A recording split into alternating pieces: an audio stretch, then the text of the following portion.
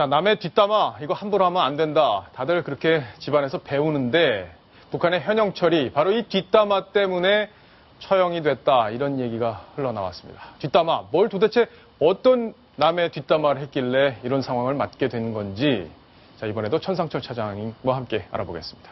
자, 오늘 준비한 게 많네요. 예. 도대체 너무 시킨 것 같아요. 예.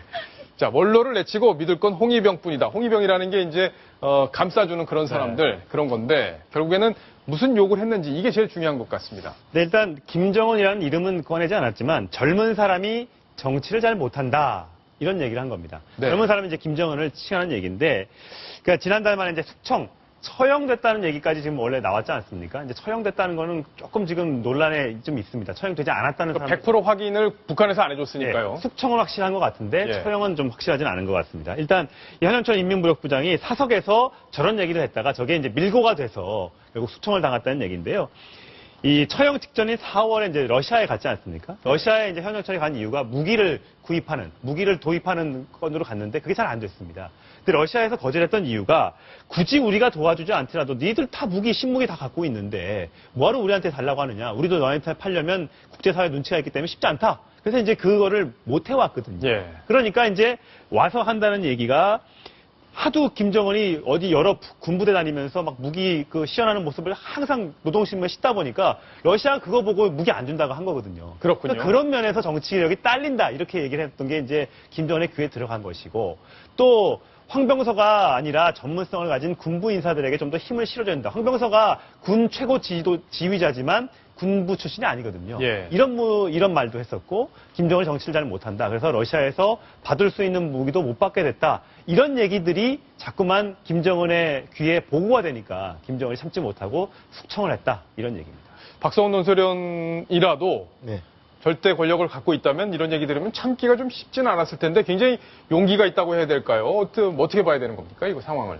김정은으로서는 지금 집권 4년 차지만은 어떤 권력 기반이 아직 여전히 불안하지 않습니까? 예. 특히나 본인이 군에 대해서 사실은 아무런 군의 실질적인 백그라운드가 없는 상태에서 군을 지금 끌고 가야 되는데 저런 상황에서 본인의 권위에 조금이라도 도전하거나 또는 본인의 정당하게 지적되는 본인의 어떤 결함에 대해서 지적하는 자체를 권위에 대한 도전으로 여기고 다른 말하자면 양봉 음위하는 것으로 예. 그렇게 간주할 만큼 취약한 현재 불안한 상태다. 그래서 예. 보여주는 게 아닌가 싶습니다.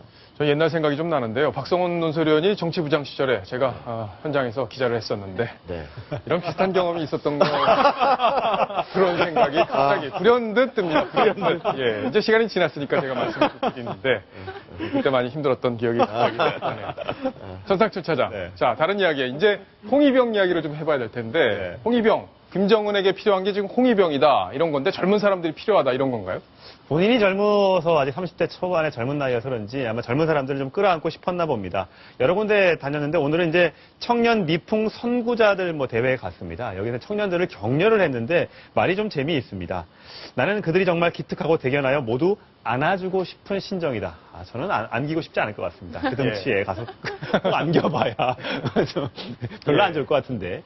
북한에서는 어쨌든 김정은과 악수하거나 포옹하고 이런 게 되면 대대손손 잘 먹고 잘 산다는 얘기가 있어서 굉장히 그걸 선호한다고 합니다. 예. 그래서 저렇게 얘기했고요. 또 김정은이 태어날 때부터 나쁜 사람이란 없으며 집단이 힘을 들여 교양 개조하지 못할 청년은 없습니다. 젊은 시절에 사고 치고 나쁜 일을 하더라도 나중에 사상을 개조한다거나 충분히 교화될 수 있다. 이런 얘기를 했습니다. 그만큼 이제 좀 관대한 모습을 보여주는 거네요. 그렇습니다. 예. 최근에 조금 삐딱하게 특히 나이 든 사람들을 많이 헐뜯고 이렇게 질책하는 장면들이 많았었는데 오늘 모처럼 훈훈한 모습을 연출을 했습니다. 예. 근데 하지만 작년과는 또 좀 달라졌습니다. 작년에는요 저렇게 얘기를 안 했어요. 작년에는 이제 똑같은 행사는 아니지만 청년들을 만나서 청년들한테 적들이 사상적으로 청년들을 병들게 하기 위해 독서를 퍼뜨리고 있다. 사상들이 청년들이 좀 문제가 있다. 이렇게 얘기를 했던 거죠. 네. 아무래도 현영철 숙청 이후에 군부도 지금 달래야 되고